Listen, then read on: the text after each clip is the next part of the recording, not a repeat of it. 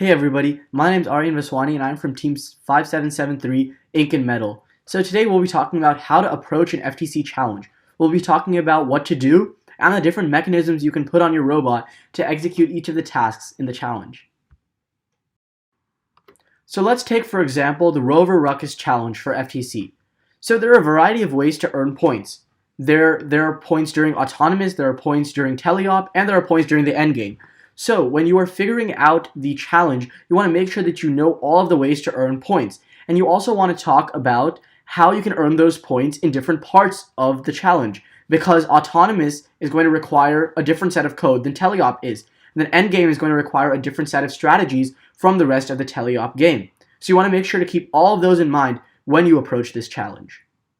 In Rover Ruckus, you can score points during the autonomous period by parking in the crater, by moving the gold mineral off, and during the teleop portion, you can score both the silver and gold minerals in the central lander in order to score points as well. So you want to note all of those down. We're just using Rover Ruckus as an example. Of course, it's not going to be applicable to each challenge, so you want to reevaluate every time there's a new challenge.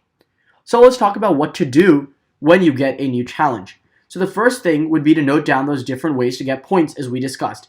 And after that, you want to start designing the robot. So you want to brainstorm amongst your team members and come up with multiple different designs for the robot. Suppose team member A might have a great design for the chassis, while team member B, has a great design for the outtake. Team member C might have a great design for the transfer, and in that way, you guys will get the best of all worlds and create the optimal robot. Once you have figured out all of these brainstorm designs, you want to make sure that you CAD the robot. So before you get to that stage, of course, though, during the brainstorming, you also want to have great brainstorming etiquette. So with brainstorming etiquette, a few things that we would recommend is that there are no bad ideas. There are no bad ideas. This is super key. And that everyone has an opportunity to speak, because you want all ideas to be on the floor when you guys are discussing, on the table, And then you want to make sketches. So with sketches, you are able to get a visual understanding of each person's idea and thereby have a better understanding of what they are discussing rather than them just talking and it going way over your head. There's also going to be something called a decision matrix, which we recommend. So with a decision matrix, you can list all the ideas from team member A, B, C, all of them, and then create different categories like feasibility, accuracy, price for each of those mechanisms and list those in columns. And then you can have each team member put a score in for team member A, feasibility. Suppose on a scale of 1 to 5, it's super feasible, it gets a 5. But in terms of budget, it's extremely expensive, so it gets a 1. And in that way, you are able to vote on all the different criteria and come up with the best mechanism for the job, both in terms of how good it is and how it fits into your robot and onto your team. Once you've got all this brainstorming done, you want to get to the CAD, as we talked about earlier. So with the CAD, you want everyone from your mechanical team to be involved, because you want everyone to have a good understanding of what's going on before they start building the robot, and you want their ideas to be implemented in that CADed robot. So you want to make sure everyone from your mech team is involved as you guys CAD the robot, even if you have people outside the mech team CADing it.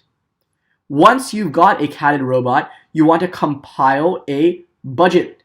So you want to get all your parts down, and then you want to go build a shopping cart on GoBuilda, Rev Robotics, whatever you prefer, and make sure that it fits within your budget. And if you don't have enough money, you can get scholarships, grants, donations, fundraising. There's so many ways to get money to facilitate this robot. Now lastly, let's talk about how to build this robot. So for this, remember that each challenge is different, but within each of these challenges, what we have found to be consistent is that you'll have an intake, an outtake, and a transfer. So for each game element, you'll have to bring it into your robot. So that's an intake. Now you'll have to get it out of your robot onto whatever game element it might be. Maybe you'll have to shoot it, maybe you'll have to place it, maybe you'll have to put it really high on top of other blocks. There can be a variety of different methods, but you'll need an outtake for that. That's what we call it. And then to get from an intake to an outtake, within your robot, there's going to be a transfer. So that piece, once you take it into your robot, you're going to have to somehow move it onto the outtake, which will do the final job of stacking it or shooting it. So that'll be the transfer. So the three elements in order are going to be intake. Intake takes in the game element. Transfer. Transfer moves the game element from the intake to the outtake. And the outtake moves the game element out of the robot and accomplishes whatever task in the challenge you were hoping to do. Also remember that you might have some sort of secondary mechanism on the robot. It could be a sorting mechanism, a clamp, some claws maybe. So you want to keep those in mind when you're designing, CADing, and building this robot so that you not only optimize for the main challenge, but you also optimize for the side tasks during autonomous or endgame that can get you those crucial points in the match. That's all for today. Thanks so much for watching, and we'll see you next video. Bye.